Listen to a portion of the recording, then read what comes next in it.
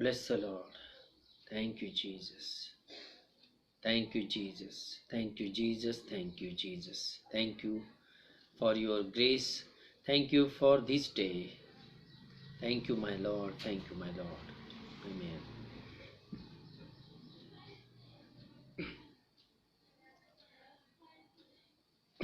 वेल आपण काही जुने गाणे देखील आपण गाणार आहोत देवाच्या गौरवासाठी. बऱ्याच वर्षांपूर्वी ज्यावेळेस मी लहान होतो त्यावेळेस हे गाणे मी ऐकलेले आहेत.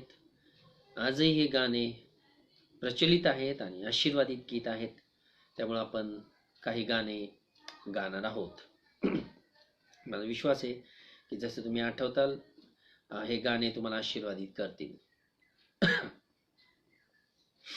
Bless the Lord. Thank you, Jesus. Thank you, Jesus. Bless the Lord. परम पिता की हम स्तुति गाए, वही है जो बचाता हमें. परम पिता की हम स्तुति गाए, वही है जो बचाता हमें. सारे पापों को करता क्षमा, सारे रोगों को करता चंगा. परम पिता की हम स्तुति गाए, वही है जो बचाता हमें. धन्यवाद दे उसके आसनों में, आनंद से आए उसके चरणों में. धन्यवाद दे उसके आसनों में, आनंद से आए उसके चरणों में. संगीत गाकर खुशी से मुक्ति की चट्टान को जय ललकारे. परम पिता की हम स्तुति गाए, ओ ही है जो बचाता हमें. वही हमारा है परम पिता, तरस खाता है सर्व सदा.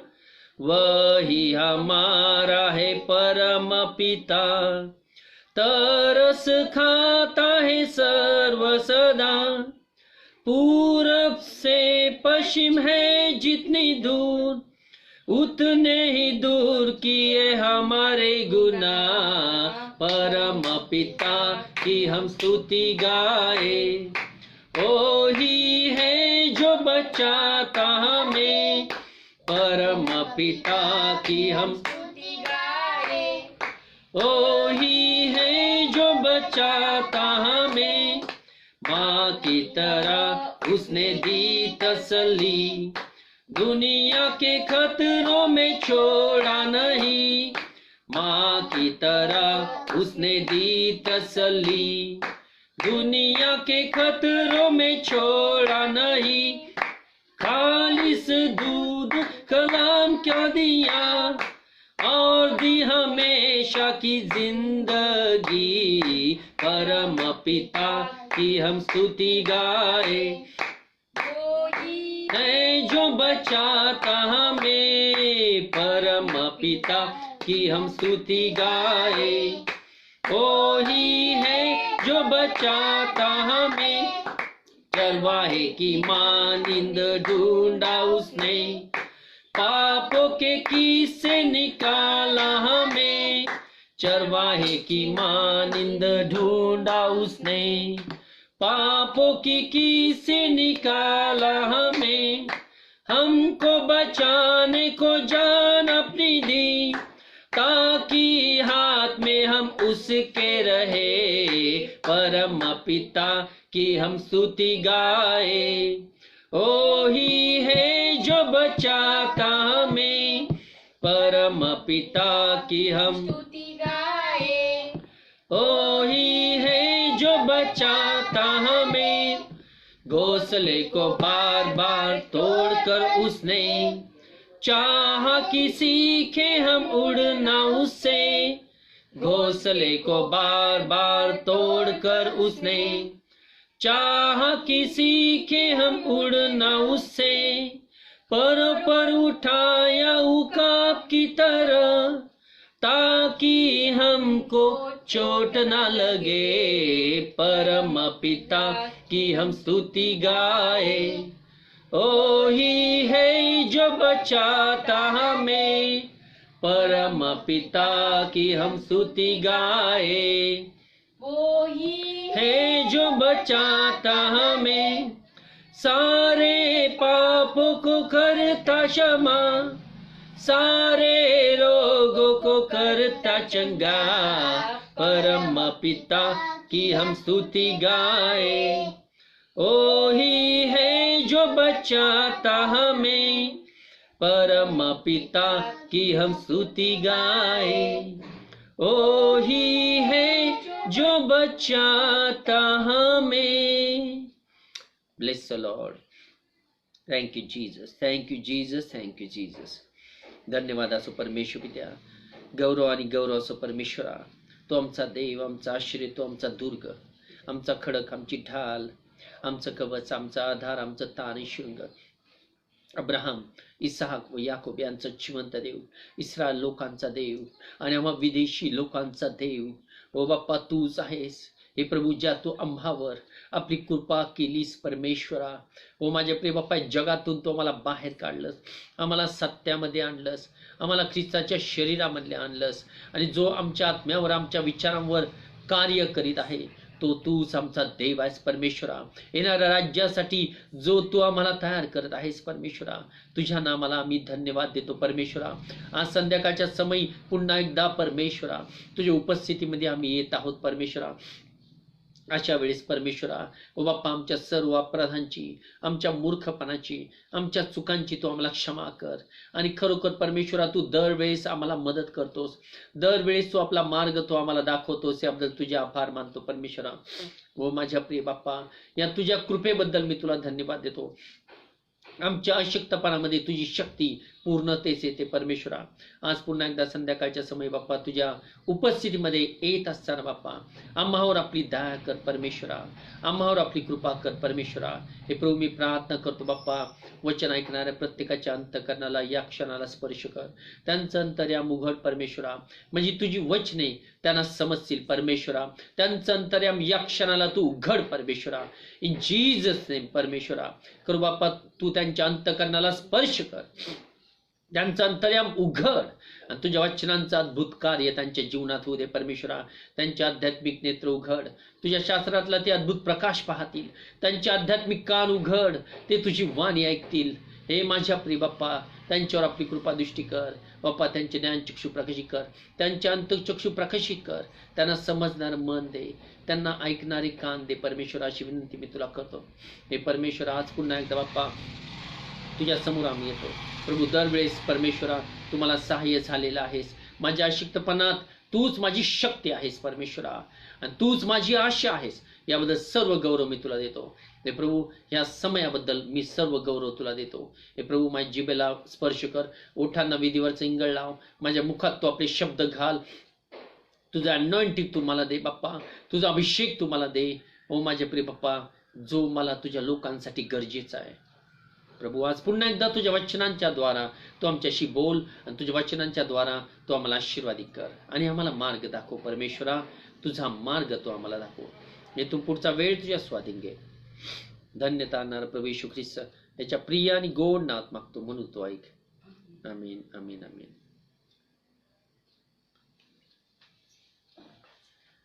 Bless the Lord. वेळ देवाच्या नावाला पुन्हा एकदा धन्यवाद देतो, त्याची उपकार स्तुती करतो. परमेश्वराने पुन्हा एकदा त्याच्या उपस्थितीमध्ये आपल्याला आणलं. आपण सर्वजण आपापल्या घरामध्ये आहोत, परंतु देवाची उपस्थिती आपल्याला भासली पाहिजे. होणारं वचन त्याच वेळेस तुमच्यावर परिणाम करणारं होईल. ज्यावेळेस तुम्ही घरामध्ये त्या प्रकारचं वातावरण मेंटेन करताल. आणि घर आहे, आपलंच घर आहे, म्हणजे याचा अर्थ असा नाही की आपण सेनाधीश परमेश्वरासमोर कसंही सादर व्हावं, कशाही रीतीने बसावं आणि तयारीत बसू नये, असा त्याचा अर्थ नाही. तर परमेश्वराला त्याचा संपूर्ण आदर आपण द्यावा अशी परमेश्वराची तुमच्याकडून इच्छा आहे. आणि ज्या वेळेस तुम्ही त्याला त्याचा आदर देता त्यावेळेस परमेश्वर तुमच्यामध्ये उतरेल आणि तो तुम्हाला आशीर्वादित करेल. शास्त्रवचन सांगतं की जेथे दोघे किंवा तिघे माझ्या नामात एकत्र जमले असतील तेथे त्यांच्यामध्ये मी आहे. माय प्रेझेन्स इज देअर. माझी उपस्थिती त्यांच्यामध्ये असेल, तेथे त्यांच्यामध्ये मी असेल. आणि जर तुम्हाला की जिथं आता तुम्ही दोघे किंवा तिघे तुम्ही त्या ठिकाणी संदेश ऐकत आहात, उपस्थिती तुम्ही तुमची दर्शवलेली आहे, तर तुम्ही तोच आदर परमेश्वराला द्या ज्याच्या तो पात्र आहे. आणि शास्त्रवचन सांगतं, 1 शमूएल 2 अध्याय 3 वचन असेल कदाचित, की परमेश्वर सर्व कृती तोलून पाहतो. God veg your acts. 1 शमूएल 2 अध्याय 3 वचनाचा बी भाग शेवटची लाईन, परमेश्वर ज्ञाता देव आहे. तो सर्व कृती तोलून पाहतो. परमेश्वर ज्ञाता देव आहे. वाचा तुमच्या गर्वाने एवढे फुगून आता बोलू नका. तुमच्या मुखातून उन्मत्तपणाचे भाषण न निघो, कारण परमेश्वर ज्ञाता देव आहे. परमेश्वर ज्ञाता देव आहे. तो सर्व कृती तोलून पाहतो. तो सर्व कृती तोलून पाहतो. परमेश्वराला एक्झॅक्टली माहिती आहे तुम्ही तुमच्या घरामध्ये बसलेले आहात. परमेश्वराला माहिती आहे तुम्ही कशा प्रकारे तुम्ही त्याच्या समोर बसलेले आहात. परमेश्वराला माहिती आहे की तुमच्या समोर बायबल आहे किंवा नाही, वही आहे किंवा नाही, पेन आहे किंवा नाही, तुम्ही वचन कशा प्रकारे ऐकता हेही परमेश्वर तोलून पाहतो. तुमची हर एक कृती परमेश्वर तोलून पाहतो. त्याच्या नजरेपासून काही एक लपवलं गेलेलं नाही. अंधारात काय आहे हेही परमेश्वर पाहतो. आपली हर एक कृती देवाला ठाऊक आहे. आणि जशी आपण कृती त्याच्या समोर सादर करू, जसे आपण त्याच्या समोर येऊ, त्यावरून आपल्या कृतीतून त्याच्याविषयीचा आदर व्यक्त होतो. आपण ज्या पद्धतीने परमेश्वरासमोर सादर होतो त्या प्रकारातून, त्या कृतीतून त्याच्याविषयीचा आदर हा व्यक्त होतो. की त्याच्याविषयीचं मनामध्ये आपल्या भय किती आहे, त्याच्याविषयीचा आदर आपल्या मनामध्ये किती आहे.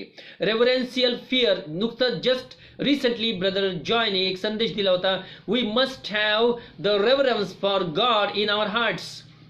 We must have the reverential fear in our hearts. देवाचं भय आपल्या मनामध्ये जर आहे, आदरमय भय जर आपल्या मनामध्ये आहे, तर आपण त्याला तो आदर देऊ. आपल्याला कोणी सांगायची गरज नाही की तू असं बस तसं बस, किंवा घरामध्ये बसलेला असताना आणि मोबाईल लावलेला असताना तू उठून कुठं तरी जा, असं तुमचं मन तुम्हाला सांगणार नाही. ज्यावेळेस तुम्ही वचन ऐकायला बसलेले आहात, मी दरवेळेस म्हणतो तुम्ही चोरी करू नका. परमेश्वरापासून काहीही चोरू नका. आपण चोरी करतो का?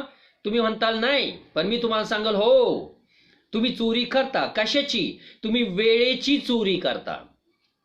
जर देवाला दिलेला वेळ हा तुम्ही प्रामाणिकपणे त्याला देत नाही, तर तुम्ही वेळेची चोरी करता. तुम्ही देवापासून काहीतरी चोरता. तुम्हाला दिलेला वेळ हा तुम्ही चोरता. परमेश्वराची अशी इच्छा आहे की ज्यावेळेस आपण व्हर्च्युअल सर्व्हिस, ऑनलाईन सर्व्हिसमध्ये आपण येतो, आपण तो वेळ परमेश्वराला त्याच पद्धतीने दिला पाहिजे जसं आपण चर्चमध्ये देत होतो. जसे चर्चमध्ये आपण वेळेच्या आधी हजर राहतो, मीटिंग सुरू होण्याच्या आधी हजर राहतो, तशीच परमेश्वराची इच्छा आहे की आपण आजही आपल्या घराचं रूपांतर प्रार्थनालयामध्ये करावं. आणि आपण आजही तेवढंच आदरमय भय परमेश्वराला द्यावं, तरच आपण त्याची लेकरे आहो. ज्या लोकांना देवाची ओळख आहे ते देवाचा आदर करतात आणि ते त्याचं भय धरतात आणि ते त्याचा आदर करून त्याच्यासमोर योग्य रीतीने सादर होतात.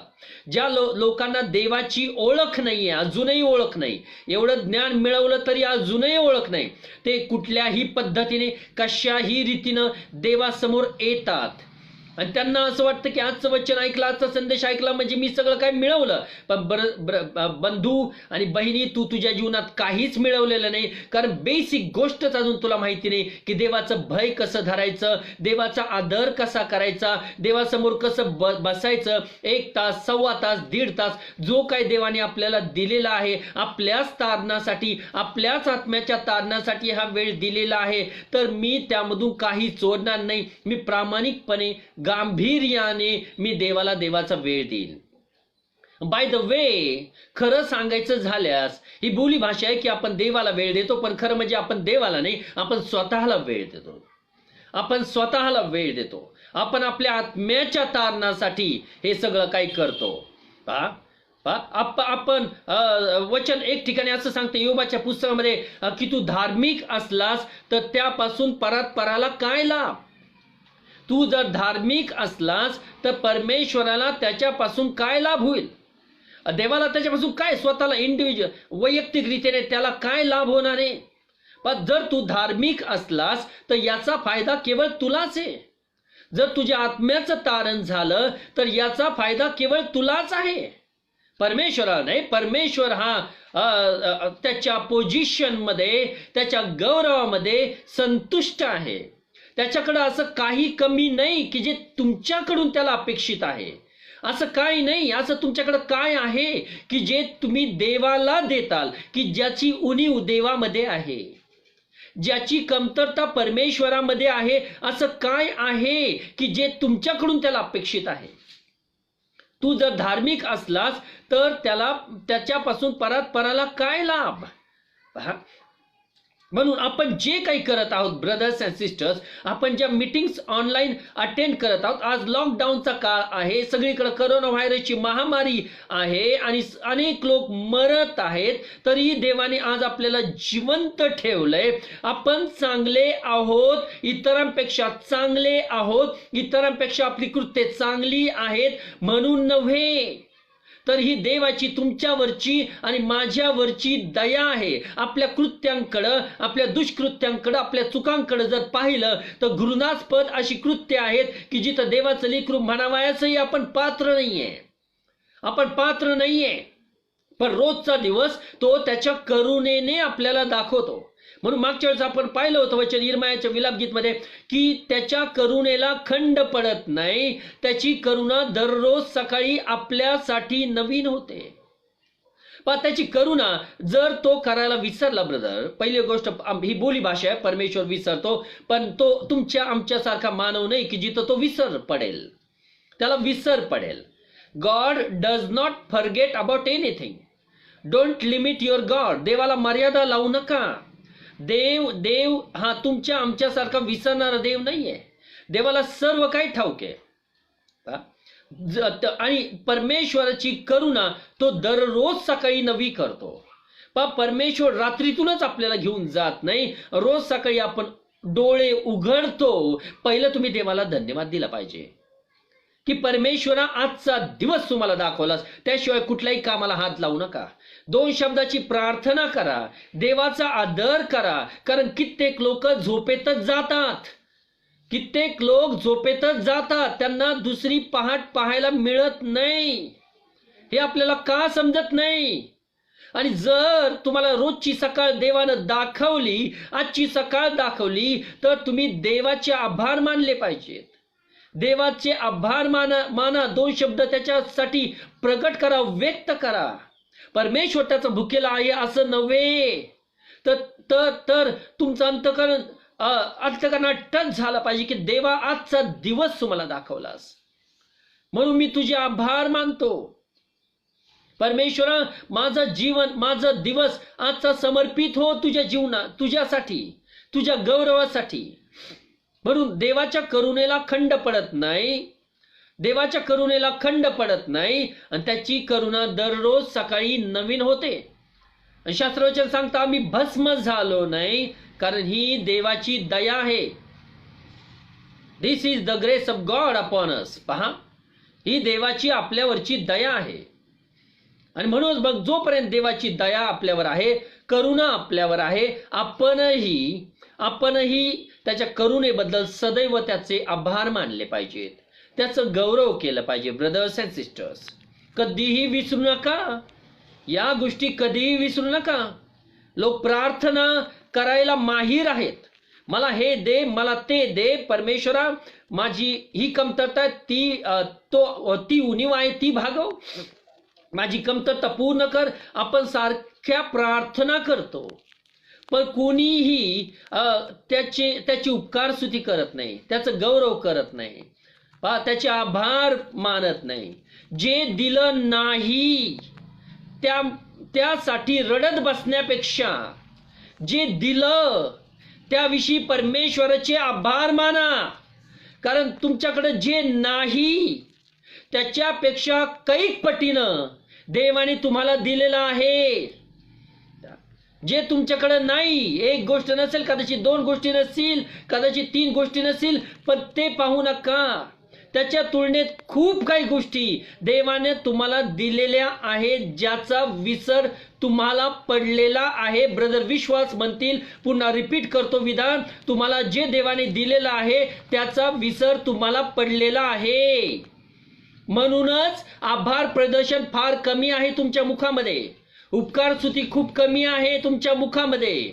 प्रार्थनांचा भडीमार तुम्ही जास्त करता. तुम्हाला असं वाटतं सेनाधीश परमेश्वराला तुमच्या जीवनात काय चाललंय हे माहिती नाही. देवाला सगळं काही ठाऊक आहे तुमच्या जीवनात काय चाललेलं आहे. त्याला सांगत बसू नका. प्रार्थना कमी करा, उपकार स्तुती जास्त करा. मला असं वाटतं गेल्या मागच्या मीटिंगच्या आधीच्या मीटिंग मध्ये मी हेच बोललो होतो पाऊल आणि सिलास विषयी. मला पुन्हा माझा तो भाग पुन्हा रिपीट करायचा नाही. पण उपकार स्तुती तोच व्यक्ती करतो, आभार प्रदर्शन त्याच व्यक्तीच्या मुखामध्ये जास्त असतं ज्याला त्याच्या उपकारांची जाणीव आहे. पण जो त्याचे उपकार विसरतो वेळोवेळी, तो व्यक्ती जास्त त्याचे उपकार स्मरण करत नाही. आणि तोच प्रॉब्लेम होता इस्रायल लोकांचा. इस्रायल लोकांसाठी परमेश्वराने खूप काही केलं. त्यांच्यासाठी त्याने दास्यातून बाहेर काढलं. त्यांना त्या फारोच्या दास्यातून, मिसरच्या दास्यातून त्यांना बाहेर काढलं. पराक्रमी हाताचा वापर परमेश्वराने त्यासाठी केला. त्या फारोच्या राज्यामध्ये त्या ठिकाणी वेगवेगळे त्यांनी चमत्कार केले. पहा, आणि त्यांना बाहेर काढलं. बाहेर आणल्यानंतर सुद्धा परमेश्वराने त्यांच्यासाठी मोठी मोठी कृत्य केली. पहा, त्यांच्यासाठी त्याने तांबडा समुद्र दुभागला आणि भूमी तयार झाली. आणि इस्रायल लोक अक्षरशः भूमीवरून चालले, त्या तांबड्या समुद्राच्या भूमीवरून चालले आणि त्यांनी दुसरा किनारा गाठला. पहा, आणि एवढं सवय त्याने तहान लागली त्या लोकांना, त्यावेळेस त्यांनी खडक फोडले आणि पाणी वाहू लागलं आणि इस्रायल लोक पाणी पिऊन तृप्त झाले. पहा, ज्यावेळेस त्यांना भूक लागली, इस्रायल लोकांसाठी त्याने मान्ना पाठवला, त्याने ओले पक्षी पाठवले, त्याने काय दिलं नाही त्यांना ऊन लागू नये म्हणून मेघस्तंभ पाठवला, त्यांना रात्रीचं दिसावं म्हणून अग्निस्तंभ पाठवला. वचन सांगतं एक ठिकाणी की त्यांचे वस्त्र कधी झिजले नाहीत, त्यांच्या पायातल्या चपला कधी झिजल्या नाही. परमेश्वराने एवढे मोठे उपकार त्यांच्यावर केले, परंतु इस्रायल लोक हे सगळं काही विसरून गेले आणि त्यांना फक्त तेच दिसत होतं जे त्यांच्याकडे नाही, जे त्यांना मिळालं नाही तेच ते त्यांना दिसत होतं. परमेश्वरने एवढी सगळी काय कृत्य केली ते त्यांना दिसलं नाही, ते सर्व काय विसरले आणि जे नाही त्याच्याविषयी कुरकुर ते मोशेकडे करायला लागले. ब्रदर, हा स्वभाव हा हा हा हा हा अकृतज्ञ आत्मा आहे. हा अशा प्रकारचा अकृतज्ञ आत्मा आपल्यामध्ये नसावा. देवा कृतज्ञतेचा आत्मा आपल्यामध्ये असावा. सदैव देवाचं उपकार स्मरण करण्याचा आत्मा जर आपल्यामध्ये आहे, ब्रदर्स अँड सिस्टर्स, तुमच्या जीवनातले चमत्कार होणं थांबणार नाही. मी बोलतो की तुमच्या जीवनातले चमत्कार थांबणार नाहीत. परमेश्वर चमत्कारिक रीतीने आणि अद्भुत रीतीने तुमच्या जीवनामध्ये कार्य करील. परमेश्वर हर एक गरज तुमची भागविल. परमेश्वर तुम्हाला आजारपणातून उठवेल. परमेश्वर तुमची गरिबी हटवेल. परमेश्वर तुमच्यामध्ये आशीर्वादाचा हात आणील. परमेश्वर ज्या कामात तुम्ही हात घालताल त्या कामात तुम्हाला यश देईल. कारण का तुम्ही सदैव सदैव सदैव त्याच्या उपकारांची जाणीव ठेवली आणि त्याला आभार प्रदर्शनाचा यज्ञ केला. तुमच्याकडे काय आहे असं जे देवाकडे नाही, जे तुम्ही त्याला देताल? एकच गोष्ट देऊ शकताल, ते म्हणजे ओठांचं फळ, उपकार स्तुतीचा यज्ञ. एवढंच केवळ करू शकता. मग ब्रदर्स अँड सिस्टर्स, आपले लोक जे आहेत प्रार्थना करण्यामध्ये माहिर आहेत. आपल्यापैकी कित्येक जण, तुमच्यापैकी पण जे कित्येक जण ऐकत आहेत वचन, प्रार्थना करण्यामध्ये माहिर आहेत. भली मोठी लिस्ट आपण परमेश्वरासमोर मांडतो, पण कधीच आपण त्याचं उपकार स्मरण करत नाही. म्हणून आपले प्रॉब्लेम्स सुटत नाही. कारण परमेश्वर म्हणतो, माझ्या मुला, माझ्या मुली, जे तुझ्याकडं नाही त्याविषयी रडत बसण्यापेक्षा जे तुझ्याकडं आहे, जे तुला दिलेलं आहे त्याविषयी तू आभार प्रदर्शन का करत नाही? प्रॉब्लेम असा की आपल्या प्रार्थना विनंत्यांमध्ये आभार प्रदर्शन फार कमी प्रमाणात असतं. हाच आपला प्रॉब्लेम आहे की आपले प्रॉब्लेम सुटत नाहीत. हाच आपला एक मोठा प्रॉब्लेम आहे की आपले प्रॉब्लेम सुटत नाहीत. म्हणून आपण बाहेर पडत नाही एखाद्या परिस्थितीतून. म्हणून आपल्या मनामध्ये शांती नाहीये. म्हणून आशीर्वादी जीवन जगत नाही. आणि परमेश्वर त्याच्या सेवकाच्या द्वारे मार्ग दाखवतो, पण तेही स्वीकारण्याची ऍटिट्यूड आपल्यामध्ये नाही. तेही स्वीकारण्याचं मन आपल्यामध्ये नाही. कारण मन कठोर आहे, मन कठीण आहे, दगडासारखं कठीण आहे. आणि केवळ त्या मनाला स्पर्श करू शकतो आणि ही समज देऊ शकतो. ब्रदर्स अँड सिस्टर्स, ही किल्ली ज्याला समजली, आशीर्वादाची किल्ली ज्याला समजली, तो आशीर्वादी जीवन जगायला सुरुवात करतो. म्हणून किती वेळ देवाच्या मनुष्याच्या मुखातून ज्या सूचना तुमच्यासाठी येतात, अंमलबजावणी करायला वेळ लावू नका. जेवढा वेळ लावताल तितके आशीर्वाद दूर राहतील. तातडीने करायला सुरुवात करा. कुठलीही चांगली गोष्ट करणं वाईट आहे काय?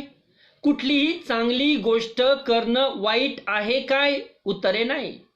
तर मग करा. वाट कशाची पाहताय? जितक्या तातडीने जलद गतीने तुम्ही कृती करताल, परमेश्वर सर्व कृती तोलून पाहिल आणि तो तुम्हाला त्या बदल्यामध्ये आशीर्वादित करेल. आपण जिवंत देवाची उपासना करणारे लोक आहोत. त्याला मेलेल्या लोकांची उपासना नको. जे मेलेले लोक आहेत, ज्यांच्या अंतःकरणाला देखील स्पर्श होत नाही, ज्यांना प्रार्थनेमध्ये स्पर्शही जाणवत नाही, ज्याला वचन ऐकताना स्पर्शही जाणवत नाही, असं इनसेन्सिटिव्ह स्पिरिट आपला नसावा. आपला सेन्सिटिव्ह आत्मा असावा. वचनांना सेन्सिटिव्ह असावा. प्रार्थनेला सेन्सिटिव्ह असावा. प्रभूचं नाम घेताना त्या आत्म्यामध्ये सेन्सेस निर्माण झाले पाहिजेत. त्यावरून आपला जिवंतपणा व्यक्त होतो. आणि म्हणूनच मग देवाचं अनमोल असं वचन परमेश्वर आपल्याला देत असताना आपले कान आपण टवकारले पाहिजेत, आपली झोप उडाली पाहिजे, आपले नेत्र प्रकाशित झाले पाहिजेत आणि आपण काळजीपूर्वक ऐकलं पाहिजे की आज परमेश्वर माझ्यासाठी काय बोलत आहे. आमच्यासाठी नाही. प्लुरल बोलू नका, अनेक वचनी बोलू नका, कारण दुसऱ्यांच्या धार्मिकतेवर तुम्ही देवाच्या राज्यात जाणार नाही. तुम्ही तुमच्यावर स्वतःवर लादलेल्या धार्मिकतेवर तुम्ही देवाच्या राज्यात जाणार आहात. तुमच्या स्वतःच्या कृत्यामुळं, दुसऱ्यांच्या कृत्यामुळं नव्हे, तुमच्या स्वतःच्या कृत्यामुळं परमेश्वर तुम्हाला बक्षीस देणार आहे. परमेश्वर तुम्हाला पारितोषिक देणार आहे. तुमची कृत्ये गणली जाणार आहेत. तुमची कृत्ये मोजली जाणार आहेत. म्हणून ब्रदर्स अँड सिस्टर्स, परमेश्वर आपली कृत्ये तोलून पाहतो. आणि म्हणून मग मागच्या वेळेस आपण सुंदर अशा धड्यातून गेलो.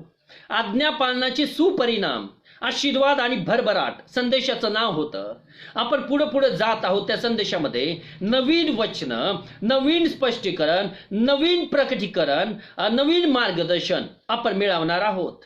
कारण परमेश्वर आपल्याला देत आहे. परमेश्वर आपल्याशी बोलत आहे. ब्रदर, विश्वास नाही, परमेश्वर त्याच्या मनुष्याच्या मुखाचा वापर करून, त्याच्या आत्म्याचा वापर करून, त्याच्या अभिषेकाचा वापर करून, त्याच्या वचनांचा वापर करून आपल्याशी बोलत आहे. म्हणून हे संदेश निश्चित तुमच्यासाठी एक चावी बनणार आहेत. हे संदेश निश्चित तुमची परिस्थिती बदलण्यासाठी एक किल्ली ठरणार आहेत, जर तुम्ही काळजीपूर्वक ऐकलं आणि आपल्या जीवनात अंमलबजावणी केली तर. पहा, देवाची अशी इच्छा आहे की त्याच्या लेकरांनी त्याच्या वचनांकडे लक्ष लावावं. पहा, देवाच्या वचनांखेरीज तुम्ही पुढे जाऊ शकत नाही. तुम्हाला देवाकडून आशीर्वाद पाहिजेत काय? तुम्हाला देवाकडून चांगलं जीवन पाहिजे काय? तुम्हाला आनंदमय शांतीने भरलेलं जीवन पाहिजे काय? तुम्हाला आरोग्यदायी जीवन पाहिजे का? तुमच्या कुटुंबामध्ये आशीर्वाद पाहिजे का? तुमचे लेकरं आशीर्वादित झालेले तुम्हाला पाहिजेत का? तर देव म्हणेल की माझ्या मुला, माझ्या मुली, तू माझ्या वचनांकडे लक्ष लाव. म्हणून मागच्या वेळेस काही वचन, सुंदर सुंदर वचन आपण पाहिली. विशेष करून स्तोत्रसंहिता 112 अध्याय आपण पाहिला आणि पहिलं वचन इतकं सुंदर होतं, मला त्या वचनामध्ये पुन्हा जायचे नाही. परंतु 112 अध्याय स्तोत्रसंहिता 112 आणि नीतिसूत्र 3, आणि हे स्पष्ट बोलून दाखवतात ही वचने सत्य आहेत. आणि स्तोत्रसंहिता 119 अध्यायामध्ये 86 शास्त्रवचन सांगतं की परमेश्वराच्या सर्व आज्ञा सत्य आहेत. स्तोत्रसंहिता 119 आणि 86 वचन आपण पाहिलं की परमेश्वराच्या आज्ञा सर्व सत्य आहेत. कमॉन, तुझ्या सर्व आज्ञा सत्य आहेत. तुझ्या सर्व आज्ञा सत्य आहेत. त्या आज्ञांमध्ये फॉल्ट नाही. त्या आज्ञा समर्थ आहेत आपलं जीवन बदलण्यासाठी. पहा, प्रभू येशूने आपल्यासाठी रक्त सांडलं, त्याने आपले मरणातून प्राण निश्चित वाचवले. पण तुम्ही आता सध्याचं जीवन कसं जगत आहात हे फार इम्पॉर्टंट आहे. आणि देवाच्या वचनाशी, देवाच्या आज्ञांशी तुमची किती ट्युनिंग जुळलेली आहे, देवाच्या आज्ञांशी तुमचा किती घनिष्ठ संबंध आहे, त्यावर तुमचे आशीर्वाद अवलंबून आहेत. सध्याचं जीवन हे तुम्हाला हे ठरविल तुम्ही काय करीत आहात तुमच्या जीवनामध्ये, तुम्ही कसं वागत आहात, देवाच्या आज्ञांना कसा प्रतिसाद देत आहात, यावरून साबित होईल तुम्ही कसं जीवन जगताल. आणि वचन असं सांगतं की त्याच्या सर्व आज्ञा ह्या सत्य आहेत. तुझ्या सर्व आज्ञा सत्य आहेत. आणि मागच्या वेळेस आणखी एक वचन पाहिलं होतं योहान 10:35 मध्ये की शास्त्र लेखाचा भंग होत नाही. शास्त्र लेखाचा भंग होत नाही. The scripture cannot be broken. अर्थात शास्त्र लेख जो तुम्ही वाचता तुमच्या जीवनामध्ये, जो बायबलमध्ये वाचता, जी आज्ञा तुम्ही वाचता, ज्याच्यामध्ये आशीर्वाद लपलेले आहेत, त्याचा कधीच भंग होत नाही. तर परमेश्वर तुमच्यासाठी ते पूर्ण करतो. वचनामधला आशीर्वाद तुम्हाला अक्षरशः पाहायला मिळेल. त्याच्या सर्व आज्ञा सत्य आहेत. शास्त्र लेखाचा भंग होत नाही. परमेश्वर जे बोलतो तसं तो करतो. आणि हे शब्द, जी वचन आपण वाचतो, ते परमेश्वराचे स्वतःची वचन आहेत. त्यांच्यामध्ये ताकद आहे, त्यांच्यामध्ये शक्ती आहे, त्यांच्यामध्ये एक अद्भुत असं मिरॅक्युलस पॉवर आहे, चमत्कारिक सामर्थ्य आहे, जे तुमची संपूर्ण परिस्थिती चेंज करू शकेल. तुम्हाला तुमच्या आरोग्यासाठी डॉक्टरकडे जाण्याची गरज नाही, इकडे तिकडे जाण्याची गरज नाही. तो डॉक्टरांचा डॉक्टर, वैद्यांचा वैद्य आहे. त्याची औषधं, तुमच्या आजारासाठी असलेली औषधं पवित्र शास्त्रामध्ये सापडतील. तुमच्या बिकट परिस्थितीसाठी असणारं औषध तुम्हाला पवित्र शास्त्रामध्ये सापडेल. पण तुम्ही ते शोधलं पाहिजे आणि जीवनामध्ये ते औषध तुम्ही घेतलं पाहिजे, त्या आज्ञांचं पालन केलं पाहिजे. आणि मग बघा परिस्थिती कशी हळूहळू चेंज व्हायला लागते आणि स्थिर व्हायला लागेल. त्याच्या आज्ञा सत्य आहेत. 160 वचन आणखी सांगतं, 142 वचन, स्तोत्रसंहिता 119, 142, तुझे शास्त्र सत्य आहे. स्तोत्रसंहिता 119 आणि 160 वचन, तुझे एकंदर वचन सत्य आहे. 3 वचन आहेत. 119व्या अध्यायामध्ये जवळजवळ 3 वचन आहेत की जे देवाच्या वचनांची सत्यता दर्शवतात. God's word is true. God does not tell lies. देव खोटं बोलत नाही. जर तो म्हणाला तुम्ही त्याच्या आज्ञा पाळल्यात तर तो तुम्हाला आशीर्वादी करेल, तो निश्चित आशीर्वादी करेल. म्हणून शास्त्रवचन असं सांगतं, मी दररोजचं वचन देतोय की प्रत्येक मनुष्य खोटा ठरो आणि देव खरा ठरो. मनुष्य खोटा ठरो आणि देव खोटा ठरो. आणि म्हणूनच मग स्तोत्र 112व्या अध्यायामध्ये आपण पाहिलं की परमेश्वराचे स्तवन खरा वचन एक, जो पुरुष जो मनुष्य परमेश्वराचं भय धरितो आणि ज्याचा हर्ष त्याच्या आज्ञांमध्ये आहे तो धन्य. तुम्हाला धन्य बनायची इच्छा आहे काय? तर ते करा जे आज्ञांमध्ये लपलेलं आहे, जे आज्ञांमध्ये सांगितलं गेलेलं आहे ते करा. पहा, जो मनुष्य परमेश्वराचं भय धरतो आणि ज्याचा हर्ष त्याच्या आज्ञांमध्ये आहे तो मनुष्य धन्य. त्याची संतती पराक्रमी होईल. सात्विकाची संतती ही आशीर्वाद युक्त होईल. पुढचं वचन, त्याच्या घरी धनसंपदा असते. कुठल्याही वाईट बातमीला तो मनुष्य घाबरणार नाही. तो निर्भय असं जीवन जगेल. पण कोणता मनुष्य, कोणत्या मनुष्याच्या जीवनामध्ये धनसंपदा असेल? पहा, मी तुम्हाला मागच्या वेळेस एक पॉइंट डिस्कस करत होतो की गरिबी जी आहे, आपल्या लोकांमध्ये गरिबी आहे. गरिबी हा एक शाप आहे. गरिबी हा एक सद्गुण नाही. गरिबी हा एक शाप आहे. त्या लोकांवर तो येतो जे देवाच्या आज्ञांचं पालन करत नाहीत. आता ज्या व्यक्तीच्या जीवनामध्ये गरिबी आहे तो प्रदर्शित करतो की मी ज्या अर्थी गरीब आहे त्या अर्थी हे स्पष्ट आहे की मी देवाच्या आज्ञांचं पालन करत नाही. कुणी ओरडून सांगण्याची गरज नाही.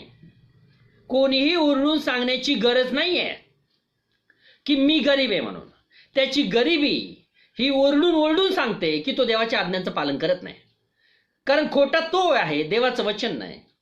कारण वचन स्पष्ट सांगतं की जो मनुष्य परमेश्वराचं भय धरितो आणि ज्याचा हर्ष त्याच्या आज्ञांमध्ये आहे तो धन्य. वचन सांगतं त्याच्या घरी धन संपदा असते. वचन खोटं सांगणार नाही. वचन खोटं नाहीये, मनुष्य लबाड आहे. पण मनुष्य इतका कठोर आहे की तो हे स्वीकारितच नाही. त्याला त्याच्या विरुद्ध आलेले वचन तो स्वीकारितच नाही. त्याला आवडत नाहीत हे वचन. इतका अंधकारमय त्याचं जीवन आहे. त्याचं अंतर्याम इतका अंधकारमय आहे, इतकं कठोर असं त्याचं अंतःकरण आहे की परमेश्वर अक्षरशः त्याला सोल्युशन देत असतो पण तो ते स्वीकारित नाही. त्याच्या विरुद्ध आलेले शब्द तो ते स्वीकारित नाही. त्याला अजूनही असं वाटतं, तो गरिबीमध्ये त्याला अजूनही असं वाटतं की आय एम ऑल राईट. मी ऑल राईट आहे, मी ठीक आहे, मी चुकलेलो नाही, मी चांगला आहे. आज किती काळ आपण स्वतःची फसवणूक करणार? असा मनुष्य स्वतःची फसवणूक करतो. कारण शास्त्र वचन खोटं नाही. तुझ्या सर्व आज्ञा सत्य आहेत. नीतिसूत्र 3 मध्ये नंतर आपण गेलो. स्तोत्राचे 112चे आशीर्वाद आपल्या जीवनात आले पाहिजे. Brothers and sisters, don't forget psalms 112.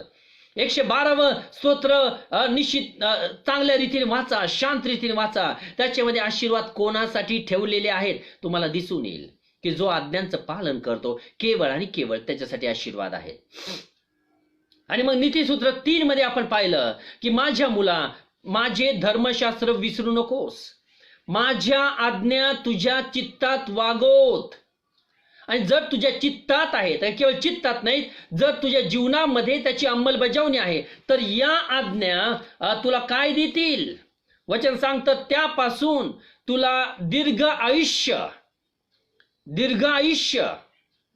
तुला मिळेल. पहिला आशीर्वाद तुमच्या जीवनातील ब्रदर्स अँड सिस्टर्स, दीर्घ आयुष्य तुम्हाला मिळेल. तुम्हाला लवकर मरण्याची गरज नाही. You will not die so soon. तो आपल्याला लवकर मरण्याची गरज नाही. पहिला आशीर्वाद तुमच्या जीवनामध्ये येईल, आज्ञा पाळण्याचा आशीर्वाद. पहा, हे आज्ञा पाळण्याचे आशीर्वाद आहेत. दीर्घ आयुष्य तुमच्या जीवनात परमेश्वर तुम्हाला देईल. आणि वयोवृद्धी होईल. तुम्ही लवकर मरणार नाही, तुम्ही तरुणपणेच मरणार नाही.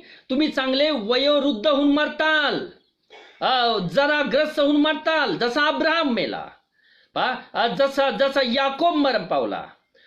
शास्त्रवचन सांगतं की याकोबाचे पुत्र ज्यावेळेस त्याच्याजवळ हजर झाले, तो बिछाण्यावर होता आणि त्याने आपले हातपाय स्वतःकडे खेचले आणि शांतीने मरण पावला. वचन सांगतं की दावीद चांगला म्हातारा होऊन मरण पावला. कारण का? दाविदाचा हर्ष त्याच्या आज्ञांमध्ये होता. पण जोपर्यंत आपण देवाच्या आज्ञावर प्रेम करायला शिकत नाही तोपर्यंत आशीर्वाद हे आपल्यापासून दूर पळतील. ब्रदर्स अँड सिस्टर्स, तुमची शांती तुम्हाला एकाच पुस्तकामध्ये या विश्वामध्ये सापडेल जे बायबल तुमच्या हातामध्ये आहे. शांती शोधण्यासाठी इकडं तिकडं जाऊ नका. आरोग्य शोधण्यासाठी इकडं तिकडं जाऊ नका. तुमच्या वचनांमध्ये, देवाच्या वचनांमध्ये शांती त्याने ऑलरेडी देऊन ठेवलेली आहे. म्हणून दाविदाचा हर्ष, दाविदाचं मन त्याच्या आज्ञांमध्ये लपलेलं होतं. म्हणून तो मन मोकळेपणाने चालत होता. तो म्हटला मी मन मोकळेपणाने चालेल. याच ठिकाणी स्तोत्र संहिता 119 मध्ये, स्तोत्र संहिता 119व्या अध्यायामध्ये तो म्हणतो, वचन 45, तो म्हणतो मी मोकळेपणाने चालेन. I shall walk with liberty. Liberty should be in our life. Liberty, मन मोकळेपणाने चालतं. अर्थात नियमशास्त्र हे तुमच्यावर बर्डन आणत नाही. नियमशास्त्र हे तुमच्यावर ओझं लादत नाही. त्याच्या आज्ञांचं हे ओझं नाही. त्याच्या आज्ञा तुमच्यावर ओझं लादत नाहीत, तर उलट आज्ञा तुम्हाला स्वतंत्र करतात. God's word set you free. देवाच्या आज्ञा तुम्हाला मुक्त करतात. देवाच्या आज्ञा तुम्हाला स्वतंत्र करतात. देवाच्या आज्ञा तुम्हाला सोडवतात, सुटका देतात. म्हणून दावीद म्हणतो मी मोकळेपणाने चालेन. कारण का? कारण तो म्हणतो मी तुझ्या विधींचा आश्रय केला आहे. पण दावीदाचं मन त्याच्या विधींमध्ये होतं, त्याच्या आज्ञांमध्ये होतं. म्हणून मोकळेपणाचं जीवन, आनंदमय जीवन, शांतिमय जीवन दावीद जगला. ब्रदर्स अँड सिस्टर्स, ढकलत जीवन जगणं म्हणजे जीवन जगणं नाही. रडत कडत जीवन जगणं म्हणजे जीवन जगणं नाही. या जीवनामध्ये आशीर्वाद असले पाहिजेत. या जीवनामध्ये शांती असली पाहिजे. या जीवनामध्ये आनंद असला पाहिजे. रोजची सकाळ, रोजची पहाट आपल्याला आनंदमय वाटली पाहिजे. प्रत्येक कृतीमध्ये एक आनंद लाभला पाहिजे. आणि हे त्याच वेळेस होईल जर आपलं मन त्याच्या आज्ञांमध्ये आहे तर. ब्रदर्स अँड सिस्टर, खूप महत्वपूर्ण हा संदेश चालू आहे. हा संदेश तुमच्यासाठी आशीर्वादाचे दरवाजे मोकळे करील जर तुम्ही काळजीपूर्वक ऐकलं तर. आणि म्हणूनच मग आपण आपल्या जीवनामध्ये आपण स्वतंत्र लाईफ जगतो किंवा कसं, हे आपण आपल्या आज्ञापालन ठरवतं. आपण आता सध्या कसे आहोत, कशा प्रकारचं जीवन जगत आहोत, हे आपल्या आज्ञापालनावरून दर्शवलं जातं. म्हणू नका ती फॅमिली गरीब आहे, तो मनुष्य गरीब आहे, तो खूप गरीब आहे म्हणून वाखाणी करू नका. बरं, गुढी म्हणता poverty is a curse. It is descended upon those people who disobey God's law. देवाचं आज्ञांचं पालन न करणाऱ्या लोकांवर गरिबी हा शाप येतो. आणि म्हणूनच मग आपल्या जीवनामध्ये गरिबी नसली पाहिजे. ब्रदर्स अँड सिस्टर्स, मी तुम्हाला मागच्या वेळेस एक्झाम्पल्स दिले. अब्राहम हा श्रीमंत मनुष्य होता. अब्राहम हा श्रीमंत होता. त्याच्यानंतर याकूब श्रीमंत होता. त्याच्यानंतर इसाक श्रीमंत होता. पहा, यांच्याकडे योसेफ श्रीमंत होता. योसेफ हा इजिप्त देशामधला हा 2 नंबरचा एक राजा बनला. देवाने त्या हुद्द्यास त्याला चढवलं एकाच गोष्टीमुळं, कारण योसेफ हा आज्ञांचं पालन करणारा मनुष्य होता. योसेफ हा देवाचं भय धरून जगणारा मनुष्य होता. माय गॉड, हे वचन आपल्याला कधी समजणार? योसेफ हा देवाचं भय धरणारा व्यक्ती होता. पापापासून दूर राहणारा व्यक्ती होता.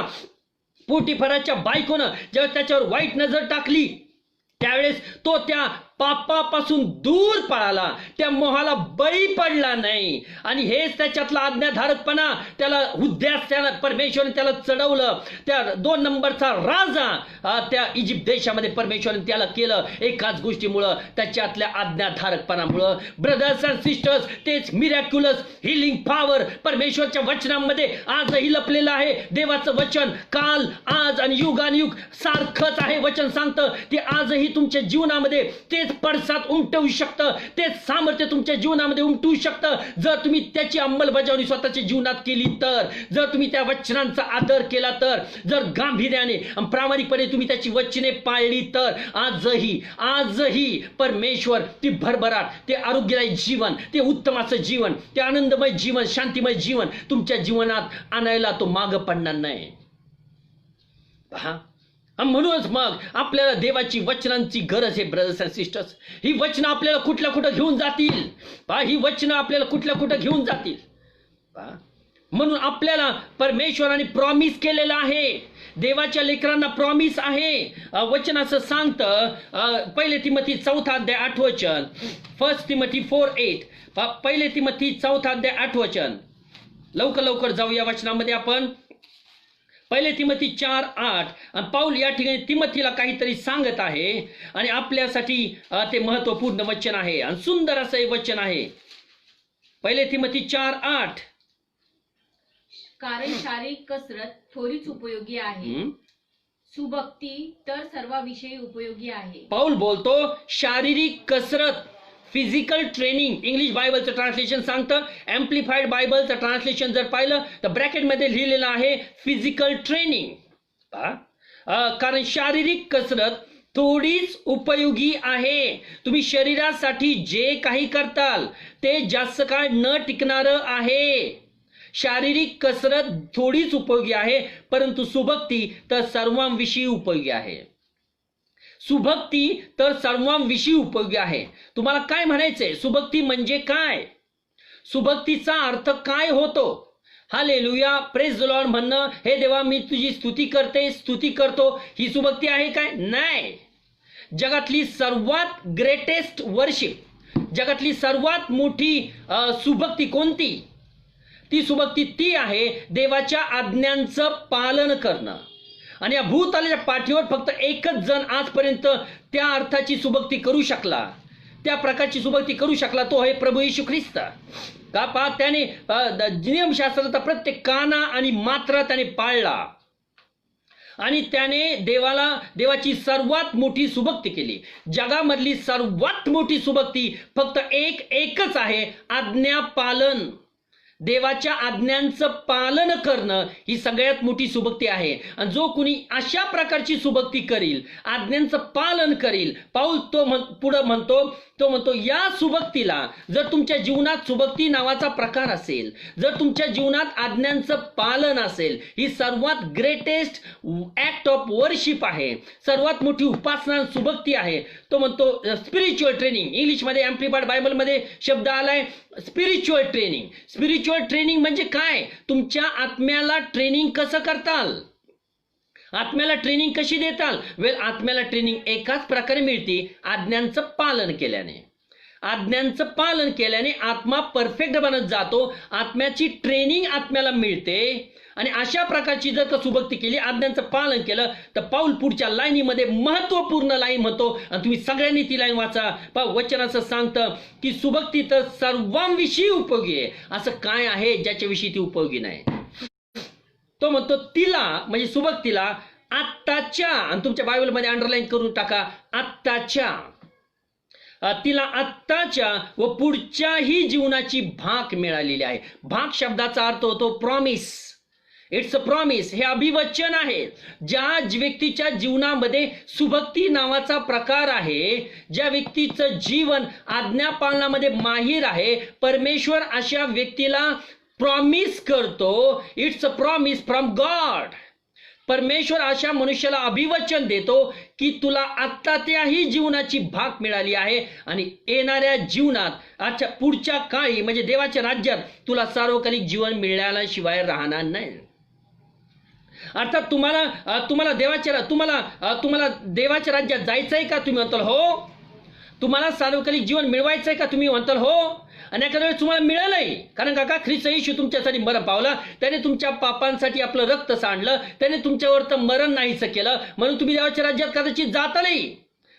परंतु आत्ताच्या युगामध्ये, आत्ताच्या दिवसांमध्ये जे जीवन तुम्ही कंठीत आहात, हे जर आशीर्वादित जीवन तुम्हाला पाहिजे असेल, पाऊल म्हणतो त्या सुभक्तीला आत्ताच्याही काळाची भाग मिळाली आहे. अर्थात परमेश्वर तुम्हाला चांगलं लाईफ प्रॉमिस करतो. हे भूतलावरचं जीवन चांगलं असावं अशी परमेश्वरची इच्छा आहे, पण ती एकाच वेळेस येईल, ते म्हणजे सुभक्ती केल्याने.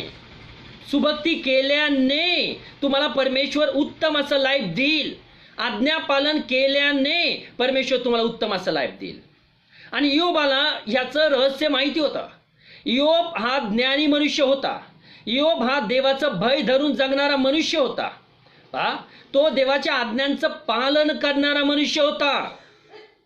आजच्या युगामध्ये मी तुम्हाला खरंच सांगतो, तुम्हाला आपण खूप फुशारकी मारतो की आम्ही ख्रिस्ताच्या शरीरामध्ये आहोत. आपण खूप फुशारकी मारतो की आम्ही सत्याच्या प्रवाहामध्ये आहोत. आमच्याकडं सत्य आहे. पण मी तुम्हाला सांगू का की आपल्यामध्ये आज्ञापालन खूप कमी आहे. आज्ञांचं पालन हे आपलं वजन दर्शवतं. आज्ञांचं पालन ही आपली सुभक्ती प्रगट करतं. आज्ञांचं पालन आपल्या आत्म्याचं वजन दर्शवतं. आणि ह्या सुभक्तीमुळंच आपल्या घरातली दिवस बदलत जातात. आपलं कुटुंब आशीर्वादित होतं आणि लोक आपल्या कुटुंबाकडे पाहतात, आपल्या जीवनाकडे पाहतात आणि म्हणतात, ज्या अर्थी ह्या व्यक्तीचं जीवन आशीर्वादित होत आहे त्या अर्थी हा आज्ञा पालन करीत आहे. आपलं जीवन आता सध्या कसं आहे ते लोक पाहतात आणि लोक त्यावरून ओळखतात की हा आज्ञापालन करतो किंवा नाही. आणि पहा, इयोबाविषयी ग्वाही सर्वजण देत होते आणि खुद्द परमेश्वराने ग्वाही दिली इयोबाच्या पुस्तकामध्ये. आणि तुम्हाला माहिती, इयोब हा गरीब मनुष्य नव्हता. नाही, इयोब गरीब मनुष्य होता का? इयोब गरीब मनुष्य होता का? नाही. इयोब श्रीमंत मनुष्य होता का? हो. श्रीमंत कसा काय झाला? प्रश्न, उत्तर एकच, आज्ञा पालनामुळं. इयोब आज्ञा पालन करणारा मनुष्य होता. इयोब पापापासून दूर राहणारा मनुष्य होता. पहा, तो सात्विक होता, तो सरळ होता. वचन 1 इयोब 1:1. वचन 8, परमेश्वराने सैताना सुद्धा विचारले की माझा सेवक इयोब याच्याकडे तुझं लक्ष गेलंय का? आणि खुद्द परमेश्वराने त्याच्याविषयी साक्ष दिली. म्हणजे ती साक्ष ट्रस्टवर्दी आहे. परमेश्वराची साक्ष खोटी नाही. परमेश्वराने खरी साक्ष दिली की इयोबासारखा त्याच्या तोडीचा, अख्ख्या भूतलावर त्या काळी त्याच्या तोडीचा सात्विक, सरळ, देवाला भिवून वागणारा व पापापासून दूर राहणारा असा दुसरा कोणी नाही. खुद्द परमेश्वराने त्याच्याविषयीची साक्ष दिली. खुद्द परमेश्वराने आणि जवळजवळ 2 वेळेस त्याने ती साक्ष दिली. 2 अध्याय 3 वचन, अख्ख्या भूतलावर त्याच्या तोडीचा सात्विक, सरळ, देवाला भिवून वागणारा व पापापासून दूर राहणारा असा दुसरा कोणी नाही. आणि ज्या अर्थी इयोब इतका आज्ञापालनामध्ये माहीर होता म्हणून परमेश्वराने त्याला श्रीमंती दिली. किती श्रीमंत होता तो? त्याला 7 पुत्र 3 कन्या होत्या. वचन 3 पहिला अध्याय 3 वचन. त्याच्याकडे 7,000 मेंढर, 3,000 उंट, बैलाच्या 500 जोड्या, 500 गाढवी एवढे त्याचे धन होते. आणि त्याचा परिवार मोठा होता. असा तो पूर्व देशातल्या सर्व लोकांमध्ये थोर होता. पण इयोब हा त्याच्या आज्ञापालनामुळं वर आलेला होता. इयोबाच्या जीवनामध्ये जी परिस्थिती होती त्याच्या आज्ञापालनामुळं होती. परमेश्वराचं कुंपण इयोबाभोवती होतं. परमेश्वराचा आशीर्वादाचा हात आणि कृपेचा हात इयोबावर होता. कारण का इयोबाने त्याच्या आज्ञांचं पालन केलं म्हणून देवाने त्याच्या कृपेचा हात त्याच्यावर ठेवला. आणि सैतान सुद्धा म्हणाला परमेश्वराला की इयोब काय देवाचं भय काय फुकट बाळगतो? इयोबाभोवती त्याच्या भोवती तुझं कुंपण ठेवलं आहे ना. पण जर देवाचं कुंपण तुमच्या भोवती आहे तर सैतानही तुम्हाला स्पर्श करू शकत नाही. सैतानही तुमच्यावर अटॅक करू शकत नाही. जर देवाचं कुंपण तुमच्या भोवती आहे तर. आणि देवाचं कुंपण तुमच्या भोवती त्याच वेळेस येईल ज्यावेळेस तुम्ही देवाच्या आज्ञांचं पालन करताल. देवाच्या आज्ञांचं पालन हे देवाचं कुंपण क्रिएट करतं, तयार करतं तुमच्या भोवती. ते तुम्हाला सुरक्षितता बहाल करतं. पहा, आणि म्हणून मग ज्यावेळेस इयोबावर हे सगळं संकट आलं, दुःख आलं, ब्रदर्स अँड सिस्टर्स, इयोबाला निश्चित गॅरंटेड माहिती होतं की माझ्यावर हे यायला नको होतं. इयोबाला जर का थोडंसं इनसाइट तुम्ही इयोबाच्या जीवनाकडे लावलं, जर का इयोबाच्या जीवनामध्ये थोडंसं डोकावून पाहिलं आणि हे इयोबाचं पुस्तक जर तुम्ही वाचन केलं, तुम्हाला असं दिसून येईल की इयोब हे स्वीकारितच नाही. इयोबाचं म्हणणं आहे की हे माझ्यावर जे आलंय ते यायलाच नकोय. कारण का मी देवाच्या आज्ञांचं पालन करणारा मनुष्य आहे पहा. आणि आणि परंतु त्याचे 3 मित्र जे होते सगळ्यांनी त्याचा न्याय चुकीचा केला. पहा, तुम्हाला माहिती आहे का की गुडविन त्याच्या मॅगझिन मध्ये म्हणतात, त्यांच्या संदेशामध्ये म्हणतात की Job was the exception to the rule. Job was the exception to the rule. आता इयोब हा नियमाला अपवाद होता. इयोब हा नियमाला अपवाद होता. खरं म्हणजे त्याच्या जीवनात ते सगळं काही यायला नव्हतं पाहिजे. एवढं मोठं संकट, एवढं मोठं दुःख, त्या यातना त्याच्या जीवनात यायला नव्हत्या पाहिजे. परंतु परमेश्वराचा आणि सैतानाचा जो संघर्ष चालू होता तो इयोबाच्या देहाच्या युद्धभूमीवर चालू होता. इयोबाचा देह युद्धभूमी बनली. परमेश्वराचा आणि सैतानाच्या मध्ये जे हे युद्ध चालू होतं, हा जो संघर्ष चालू होता त्याची युद्धभूमी, त्यांच्या दोघांची युद्धभूमी इयोबाचं शरीर बनलं, इयोबाचा देह बनला. आणि त्या युद्धाचे परिणाम इयोबाच्या शरीरावर उमटले. पहा, आणि इयोब शेवटपर्यंत म्हणत राहिला की माझ्याकडून काही चुकी झालेली नाही, हे माझ्या जीवनात का. पहा, निश्चित इयोबामध्ये तो सेल्फ रायचियस स्पिरिट होता, स्वधार्मिकतेचा आत्मा होता. तो स्वतःला काहीतरी समजत होता, त्याच्यामध्ये निश्चित काहीतरी फॉल्ट होता, त्याच्यावरही परमेश्वराचं कार्य चालू होतं. परंतु ज्या आज्ञा पालनांचा सुपरिणाम आपल्यावर आशीर्वाद आणला जातो त्या बाबतीत तो चुकलेला नव्हता.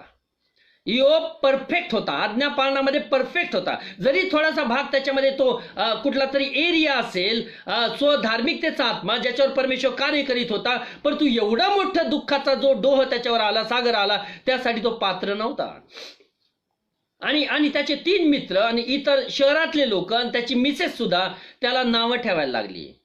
त्याला ते लोक म्हणायला लागले की निश्चित तुझ्याकडून काहीतरी चूक झालेली आहे.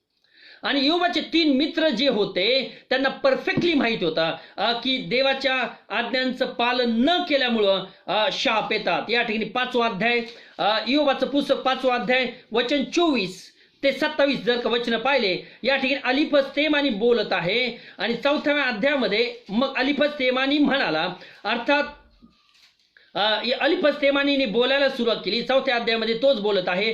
5व्या अध्यायामध्ये अलिफज तेमानीच बोलत आहे. आणि 5व्या अध्यायामध्ये अलिफज तेमानी म्हणतो इयोबाला, तो म्हणतो जर तू आज्ञा पालन केलंस, अर्थात अलिफज तेमानी हे जे त्याचे 3 मित्र होते त्यांना असं वाटत होतं की इयोबावर जे काही आलंय ते त्याच्या आज्ञाभंगामुळे आलंय.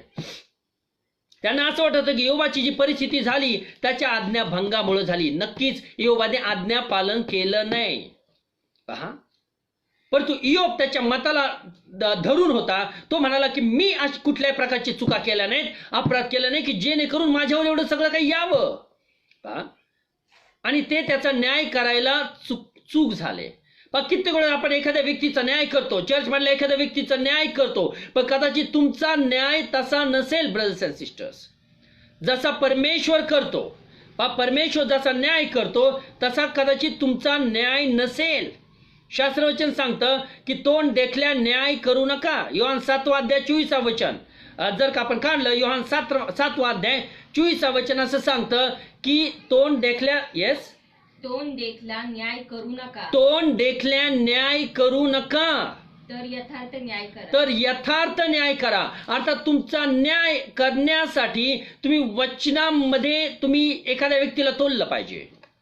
वचनांचा आधार, वचनांचं जे स्टँडर्ड आहे, वचनांचं जे स्टँडर्ड देवाने दिलेलं आहे, जे मापदंड दिलेला आहे, मापनदंड, एखाद्या व्यक्तीचं मोजणी करण्यासाठी, माप घेण्यासाठी जे मापनदंड, एकमेव असं मापनदंड आणि एक स्टँडर्ड दिलेले ते आहे देवाचं वचन. तुमच्या मनुष्याला जसं दिसतं तसं परमेश्वर पाहत नाही. कदाचित आपला न्याय चुकीचा असेल आणि इयोबाच्या 3 मित्रांचा न्याय चुकला, कारण ते निश्चित त्यांच्या शब्दामध्ये बरोबर होते. इयोबाचे 3 मित्र त्यांच्या विधानांमध्ये बरोबर होते, कारण ते त्याला सांगत आहेत की देवाच्या आज्ञांचा बिमोड केल्याने, देवाच्या आज्ञा न पाळल्यामुळे आपल्यावर शाप येतो.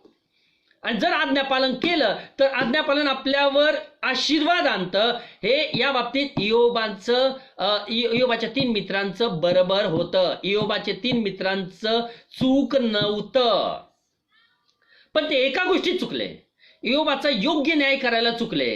कारण का त्यांना हे माहिती नव्हतं की इयोब त्या गोष्टींमध्ये परफेक्ट होता, इयोब आज्ञा पाळण्यामध्ये माहीर होता.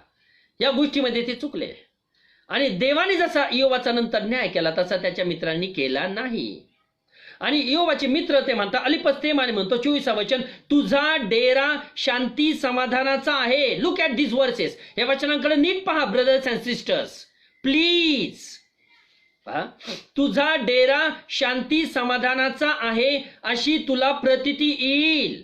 अर्थात कधी येईल प्रतीती? इयोबाचे 3 मित्र त्याला सांगत आहेत.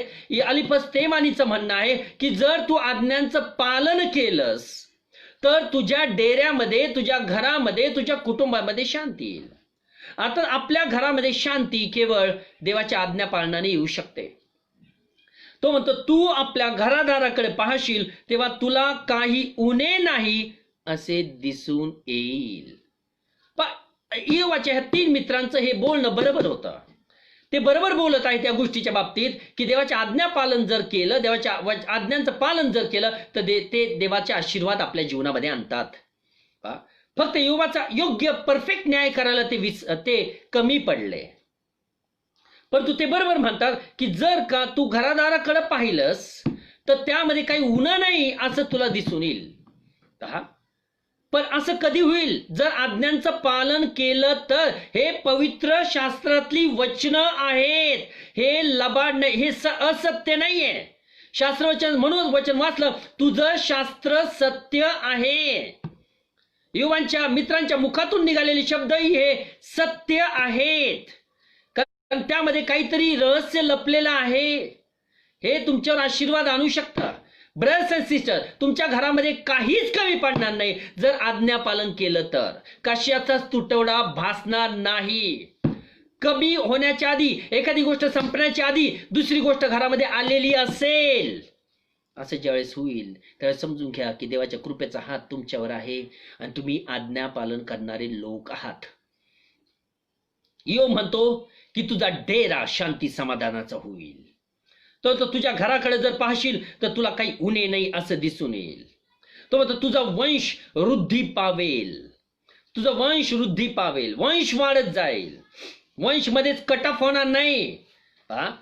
जसं एली याचकाचा मध्येच त्याचा वंश कट ऑफ झाला. परमेश्वर एली याचकाला म्हणाला तुझे लोक, तुझे तरुण, तुझ्या घरातले तरुण भर ज्वानीत मरतील. भर ज्वानीत मरणं, म्हातारा होऊन न मरणं हा एक शाप आहे. म्हणून तो म्हणतो तुझा वंश वृद्धी होईल, जमिनीवरच्या हरळीसारखे तुझे संतान वाढेल. वाव, असे तुला दिसून येईल. हंगामाच्या वेळी धान्याची सुडी आणून ठेवतात तसा तू पुऱ्या वयाचा होऊन कबरेत जाशील. पुऱ्या वयाचा होऊन कबरेत जाणं हा आशीर्वाद आहे. हा आशीर्वाद त्या लोकांवर येतो जे आज्ञांचं पालन करतात.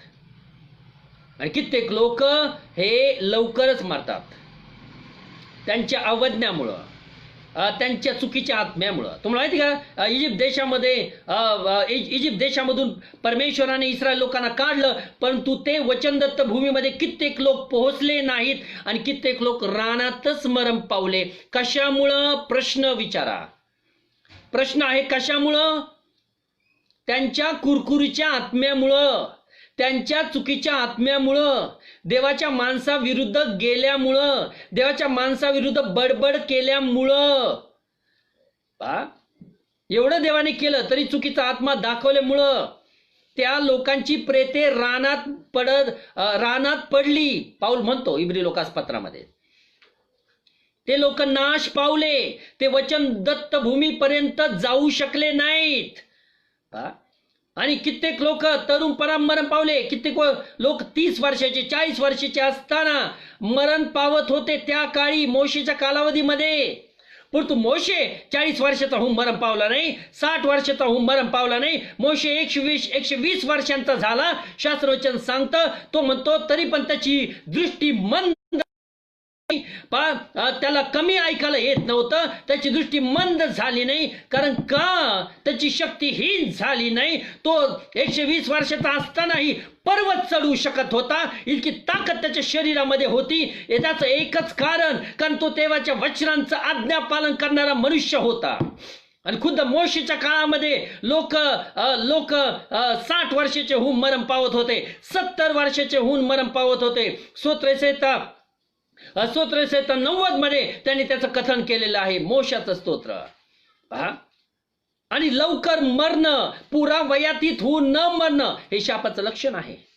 पहा, ऑप्शनल एखादा मनुष्य ऑप्शन असू शकतो. तुम्ही चुकीचे अर्थ घेऊ नका, वचन ट्विस्ट करू नका, चुकीचे अर्थ घेऊ नका. स्टेफन 15-16 वर्षी मरण पावला, याचा अर्थ असा नाही की तो शापित होता. पहा, स्टेफन 3 वर्षामध्ये, पेंटेकॉस्टच्या दिवसापासून 3 वर्षामध्ये जी त्याच्या लाईफ मध्ये मजल गाठली, त्या मजलेपर्यंत आपल्यापैकी कोणीच पोचलेलं नाही.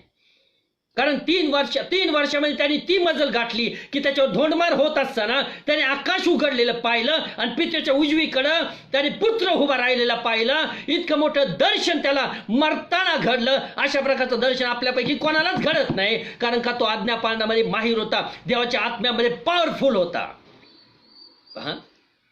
आणि म्हणूनच मग तो आशीर्वादी जीवन जगणार होता. त्याच्या जीवनामध्ये शांती समाधान होतं. लोक धोंडमार करत होते तरी आशीर्वादानं तो शांतीनं मरण पावला. कारण का आज्ञापालन करणारा तो व्यक्ती होता. का देवाची इच्छा तुम्ही पुऱ्या वयातीत होऊन मरावं, अब्राहमासारखं, इसाकासारखं, याकोबासारखं.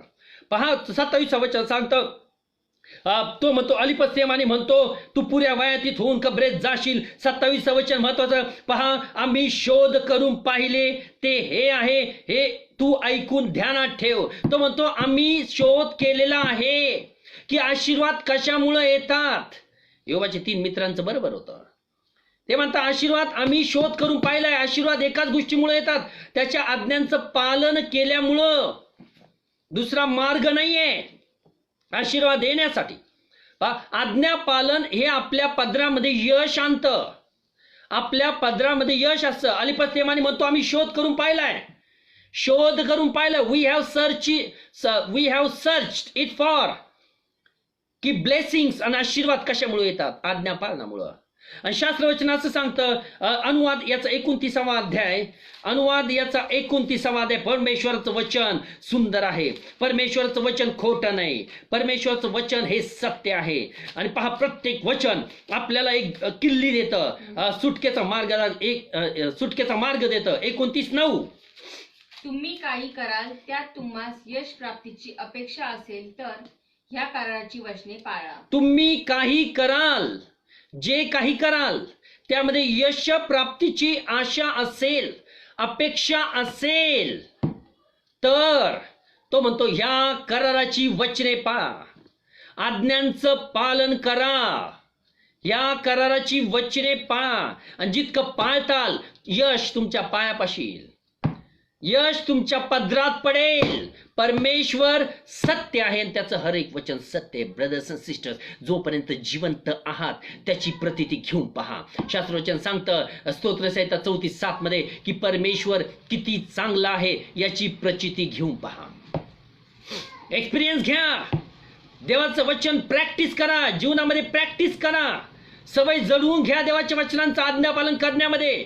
काय चूक काय बरोबर याची समज घ्या. जे चुकीचं आहे त्याला दूर लोटा, जे चांगलं आहे ते करीत चला. आणि तुमच्या पदरामध्ये परमेश्वर चांगले दिवस येत जाईल, चांगले दिवस पाडीत जाईल. पहा, परमेश्वर समर्थ आहे. आजही तुम्हाला आशीर्वादी करायला समर्थ आहे. ब्रदर्स अँड सिस्टर्स, देव अजूनही आहे जो तुम्हाला आशीर्वादी करेल. पहा, वचन सांगतं परमेश्वरा जिवंत देव आहे, आजही आशीर्वादाचा हात तुम्हाला तुमच्या जीवनामध्ये ठेवण्यासाठी. म्हणून वचन सांगतं तुम्ही काही कराल त्यात तुम्हास यश प्राप्तीची अपेक्षा असेल तर या कराराची वचने पाळा. त्यानंतर अनुवादचं पुस्तक याचा 5वा अध्याय असेल कदाचित, मागच्या वेळेस पाहिलं होतं आपण. अनुवाद याचा 27वा अध्याय आणि 26वा वचन. अनुवाद 27वा अध्याय आणि 26वा वचन. राईट, ती वचन आपण पाहिलं होतं. जो ही धर्मशास्त्राची वचने मान्य करून ती आचरणात आणीत नाही तो शापित होय. जो धर्मशास्त्राची वचने आचरणात आणीत नाही तो शापित आहे. आचरणात आणीत नाही म्हणजे तो फक्त वचन ऐकतो. जो वचन फक्त ऐकतो तो शापित आहे. म्हणून याकोब त्याच्या पत्रामध्ये म्हणतो, याकोबाचं पत्र 1 अध्याय 22 वचन, की वचन केवळ ऐकणारे असू नका, तर वचनाप्रमाणे आचरण करणारे असा. कारण आचरण करणारा त्याच्या करण्यात धन्यता मिळवतो, वचन ऐकणारा नाही. अनुवाद याचं पुस्तक 3 अध्याय 15 वचन असं सांगतं. लवकरच मी हा संदेश संपुष्टात आणत आहे आज. पहा, जीवन व मरण, हानी व लाभ ही आज मी तुझ पुढे ठेवली आहेत. परमेश्वर चॉईस तुमच्या हातात देतो. जीवन आणि मरण. जीवन म्हणजे फक्त जगणं, त्याच्याविषयी म्हणत नाही. आशीर्वादी जीवन, आनंदमय जीवन, आरोग्यदायी जीवन. तो म्हणतो पहा, जीवन आणि मरण, हानी व लाभ ही मी तुझ पुढे ठेवली आहेत. तुझ पुढे ठेवली आहेत. चॉईस तुझी आहे. आता काय निवडून घ्यायचं.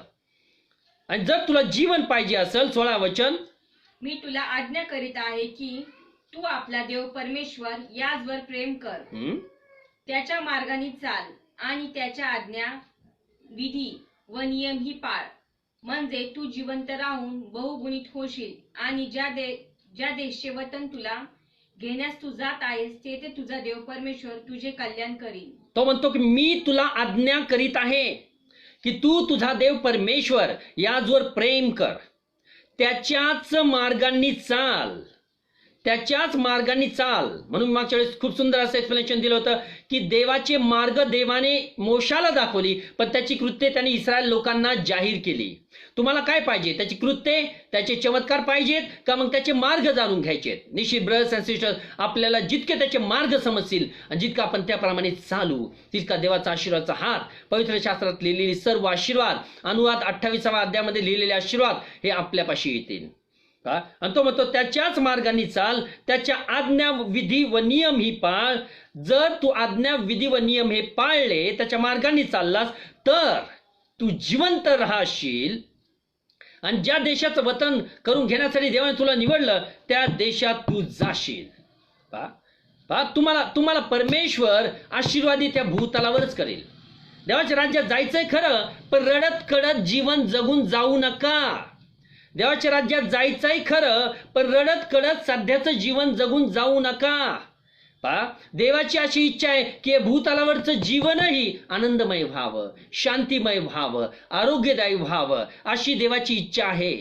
आणि त्याची किल्ली त्याने पवित्र शास्त्रात ठेवलेली आहे. आणि वचन असं सांगतं, आणखी 2 वचन मी तुमच्यासाठी घेतो या ठिकाणी. मत्ते कृष्यवर्तमान 6वा अध्याय, मत्ते कृष्यवर्तमान 6वा अध्याय आणि वचन 33 वचन. खूप सुंदर आहे वचन आहे.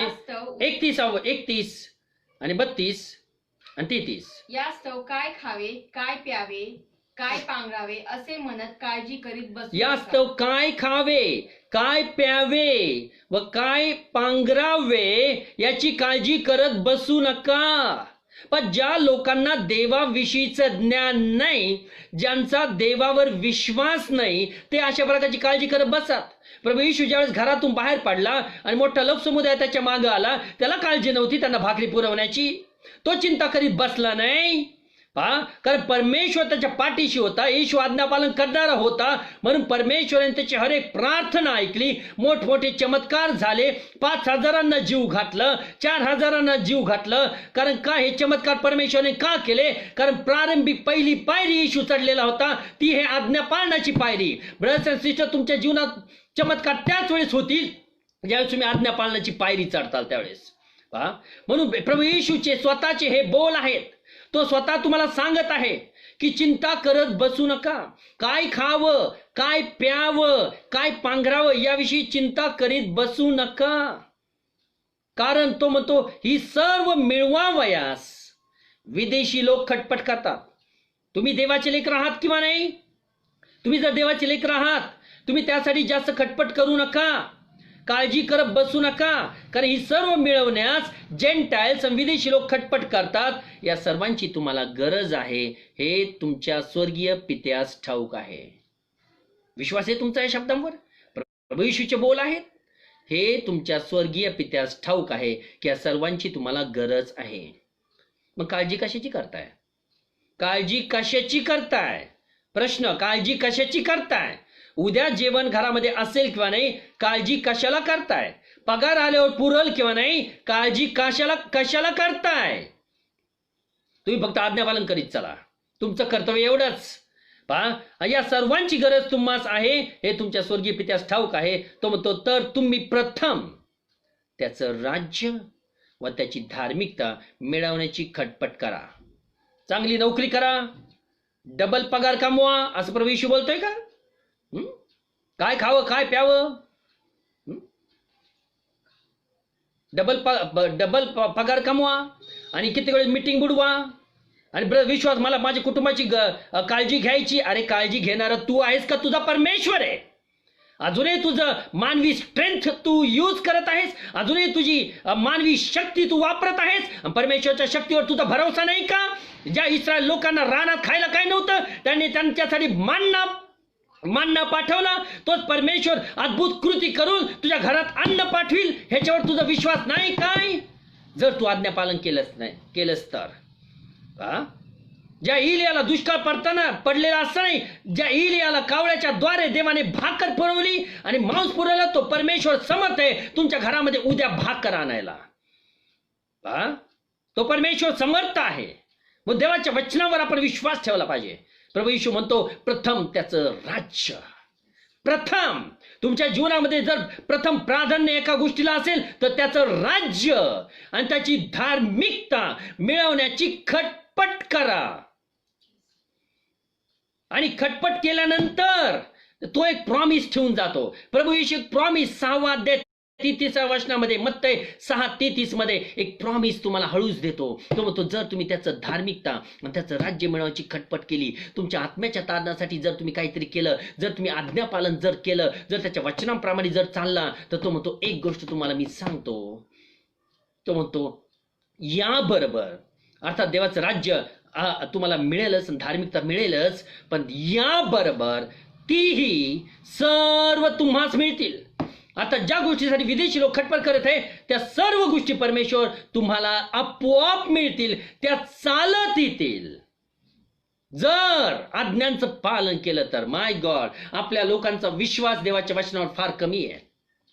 देवाच्या वचनात मधली लपलेली सत्यता, जो पावर, जे सामर्थ्य आहे, ब्रदर्स अँड सिस्टर्स, ते त्यांनाच त्याची प्रचिती घडते ना अनुभूती घडते, जे त्याचं पालन करतात. जे लोक त्याच्या वचनांचं आज्ञांचं पालन करत नाही, त्या लोकांना त्यांच्या जीवनामध्ये त्याच्या वचनाची सत्यता आणि सत्यतेची अनुभूती कधीच घडणार नाही.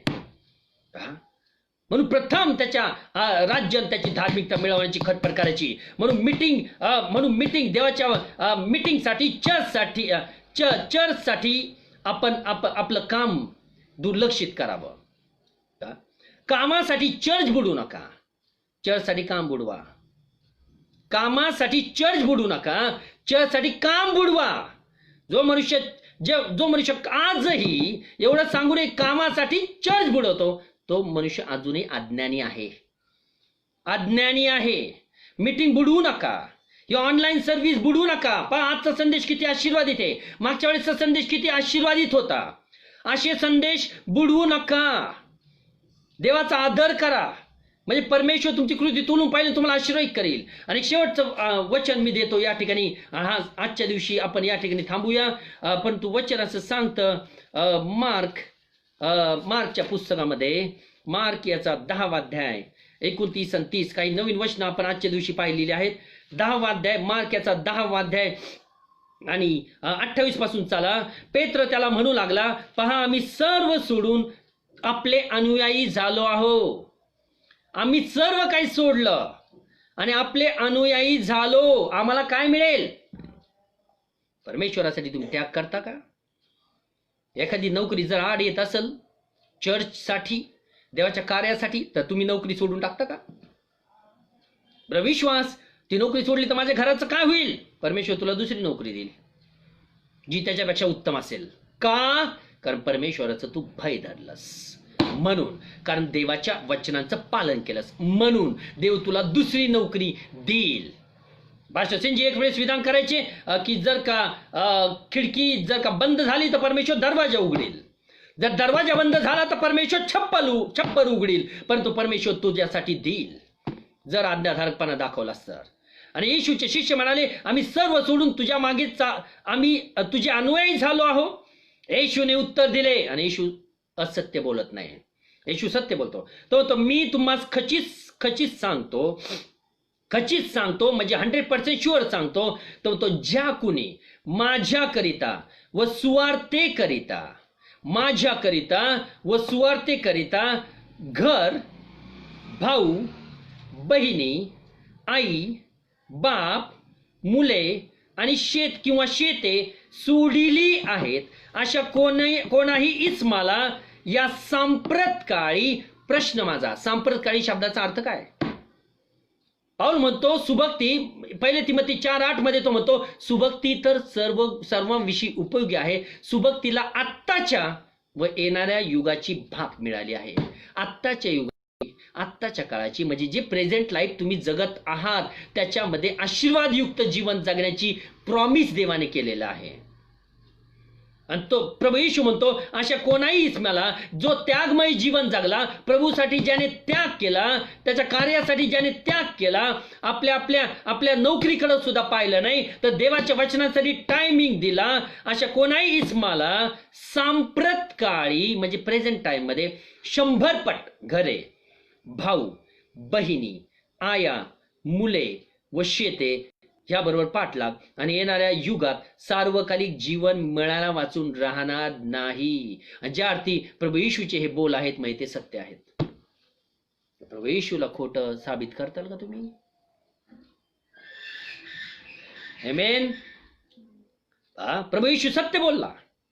तो बोलला अशा कुठलाही इस्माला जो त्यागमय जीवन जगल, जो आपलं जीवन समर्पित करील, जो आज्ञाधारकपणा दाखवील, अशा कोणाहीच मला सांप्रतकाळी 100 पटीने परमेश्वर देईल.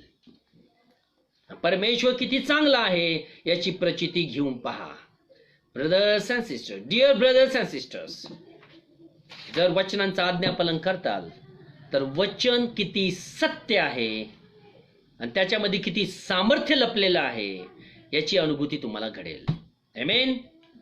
Thank you very much all of you. सर्व तुम्हा लोकांचं निश्चित गॉस्पेल असेंब्ली चर्च भिंगार यामध्ये आपल्या लोकल मंडळीचे, स्थानिक मंडळीचे लोक तर निश्चित आहेत, बरेचसे नवीन लोक आपल्यामध्ये आहेत. त्या तुम्हा सर्वांचं या ठिकाणी स्वागत करतो. सुरुवातीलाच खरं म्हणजे हे शब्द मी बोलायला पाहिजे आणि तुम्हा सर्वांचं हे स्वागत करतो. काय हरकत नाही, शेवटी ही मी तुम्हा लोकांचं सर्वांचं स्वागत करतो गॉस्पेल असेंब्ली चर्च भिंगारमध्ये. आणि परमेश्वराने निश्चित माझा विश्वास आहे की आजच्या संदेशाच्या द्वारा परमेश्वर आपल्या सर्वांशी बोललेला आहे आणि निश्चित देवाच्या वचनामध्ये एक किल्ली लपलेली आहे जे तुमचा मार्ग ओपन करू शकतं. Amen. May God bless you all of you. Thank you very much. तुम्ही सर्वजण आतापर्यंत राहिला. या संदेशामध्ये आपण डीपमध्ये जाण्याचा प्रयत्न करणार आहोत कारण हा संदेश निश्चित आपल्याला आशीर्वादित करत आहे. जो संदेश आज ऐकत आहात ब्रदर तुम्ही, तो ब्रगडूंच्या चर्चमध्ये 1981 साली झाला. 1981 ब्रगडूंचा 1981 सालचा संदेश आज तुम्ही ऐकत आहात. कारण हा संदेश जसाचा तसा मी तुम्हाला आज देत आहे.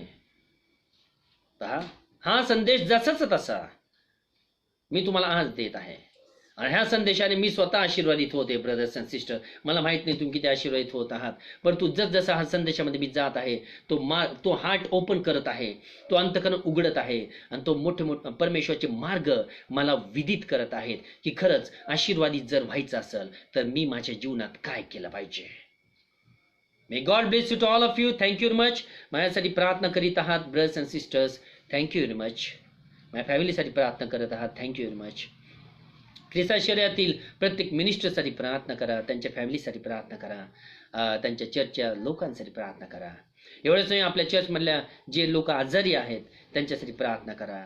एक सूचना आहे. ॲक्च्युली ब्रदर पीटर जी वसईमधले आहेत त्यांची मिसेस आजारी आहे. सिस्टर विजयासाठी तुमच्या रोजच्या प्रार्थनामध्ये आठवण करा. त्या आजारी आहेत. त्यांच्याकडून विनंती आहे तुम्ही त्यांच्यासाठी प्रार्थना करा. यासाठी त्या सिस्टरला परमेश्वराने बरं करावं, आशीर्वादाचा हात त्यांच्यावर यावा म्हणून त्यांच्यासाठी प्रार्थनेत आठवण करा. पीटर त्यांच्या चर्चसाठी, त्यांच्या फॅमिलीसाठी प्रार्थनेमध्ये आठवण ठेवा. आपल्या चर्चमधले लोक जे आजारी आहेत त्यांच्यासाठी प्रार्थनेमध्ये आठवण ठेवा. आणि आपल्या चर्चमधले जे इतर आजारी आहेत त्यांच्यासाठी प्रार्थनेमध्ये आठवण ठेवा. May God bless you to all of you. आपण शेवटची प्रार्थना करू. धन्यवाद असो परमेश्वर पित्या, गौरव आणि गौरव असो परमेश्वरा तुझ्या सुंदर सुंदर सुंदर आणि अद्भुत अशा वचनांबद्दल. धन्य तुझं नाम, जो तुझ्या पवित्र आत्म्याच्या प्रेरणेने आमच्याशी बोलतोस. मनुष्य काही नाही परमेश्वरा. हे प्रभू, आमचा श्वास आमच्या नाकपुड्यात आहे. आम्ही स्वतः काहीच करू शकत नाही. बलाने नव्हे, पराक्रमाने नव्हे, तर माझ्या आत्म्याने कार्य होईल, कार्यसिद्धी होईल असं तुझं वचन सांगतं. आणि खरोखर बापा तुझ्या आत्म्याच्या प्रेरणेनं, ओ माझ्या देवा, तुझ्या आत्म्याच्या प्रेरणेनं आणि तुझ्या वचनांच्या द्वारा तू आज आमच्याशी बोललास आणि मुक्तीचा मार्ग तू आम्हाला समजावून सांगितलास. आशीर्वादाचा मार्ग तू आम्हाला समजावून सांगितलास. धन्य तुझं नाम. कारण आमचे डोळे तू प्रकाशित केलेस, आमचे ज्ञान चक्षु प्रकाशित केलेस. तुझ्या वचनांच्या उलगड्याने आम्हाला प्रकाश प्राप्त होतो असं तुझं वचन आहे. निश्चित बाप्पा, जसं तुझ्या वचनामध्ये आम्ही सखोल जात आहोत ते आमच्या मुक्तीचा मार्ग दाखवित आहेत, ते प्रकाश टाकत आहेस. याबद्दल सर्व गौरव मी तुझ्या पवित्र नामाला देतो. हे प्रभू, ज्या लोकांनी हे वचन ऐकलं, ज्या लोकांनी हा संदेश ऐकलेला आहे, प्रभू येशूच्या नामामध्ये त्यांना तू स्पर्श कर. त्यांना शक्ती दे, त्यांना शक्ती दे बाप्पा तुझ्या वचनांचं आज्ञापालन करण्यामध्ये. जे अशक्त आहेत, जे आत्मिकरित्या कमजोर आहेत, त्यांना शक्ती दे परमेश्वरा. म्हणजे तुझ्या वचनांचं पालन ते त्यांच्या जीवनात करू शकतील. आणि जे आज्ञापालन ते त्यांच्या जीवनामध्ये आशीर्वाद आणील, आरोग्य आणील, शांती आणील, समाधान आणील आणि आनंद आणील. हे प्रभू, कारण ह्या जीवनाची भाग सुद्धा तू आम्हाला दिलेली आहे.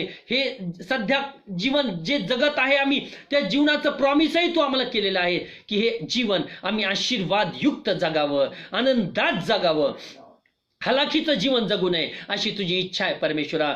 धन्य तुझं नाम. या वचनातला प्रकाश तू आमच्या समोर आणलास. मी तुझे आभार मानतो प्रभू.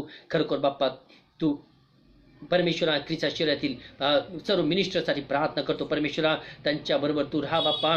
त्यांच्या फॅमिलीजला आणि त्यांच्या परमेश्वरा चर्चमधल्या मेंबर्स लोकांना परमेश्वरा तू आशीर्वादित कर. या करोना व्हायरसच्या महामारीपासून संसर्गापासून बाप्पा प्रत्येकाचं रक्षण कर अशी विनंती मी तुला करतो. हे परमेश्वरा, आमच्यामध्ये जे आजारी बाप्पा त्यांच्यासाठी प्रार्थना करतो बाप्पा. त्यांना तू आरोग्य दे परमेश्वरा येशूच्या नामामध्ये बाप्पा. त्यांच्या शरीरातले सर्व रोग निघून जावत, त्यांच्या शरीरातले सर्व आजार येशूच्या नामात निघून जावत. हो परमेश्वरा बाप्पा, अशी तू आज्ञा कर. कारण तुझं वचन, तुझा शब्द फार वेगाने धावतो. शास्त्रवचन सांगतं बाप्पा. करू बाप्पा हे प्रभू, तुझा शब्द तू पाठवून त्या लोकांना बरं कर. सिस्टर विजयाला तू स्पर्श कर येशूच्या नामात बाप्पा. त्यांना आरोग्याचा हात दे आणि खरं बाप्पा त्यांच्या बिछानातून त्यांना उठव येशूच्या नामामध्ये. परमेश्वरा तू आमच्यामध्ये कार्य कर. जे आमच्यामध्ये आजारी आहेत बाप्पा, येशूच्या नामात त्यांना स्पर्श कर आणि त्यांना आरोग्य दे. ज्या लोकांनी या वचनाचा सन्मान केला, ज्यांनी काळजीपूर्वक गांभीर्याने हे वचन ऐकलं, त्यांनी तुझा सन्मान केलेला आहे परमेश्वरा. अशा सर्व लोकांना तू आशीर्वादित कर. सुंदर वचन तू आमच्यासाठी आणलंस. तू मला स्पर्श केलास, माझ्या मुखात शब्द घातलेस, मला मदत केलीस, तुझा अभिषेक पुरवलास. याबद्दल सर्व गौरव मी तुझ्या पवित्र नामाला देतो. धन्य तुझं नाम. धन्य तारणारा प्रभू येशू ख्रिस्ताच्या प्रिय आणि गोड नावात मागतो म्हणून तो ऐक. आमीन, आमीन, आमीन.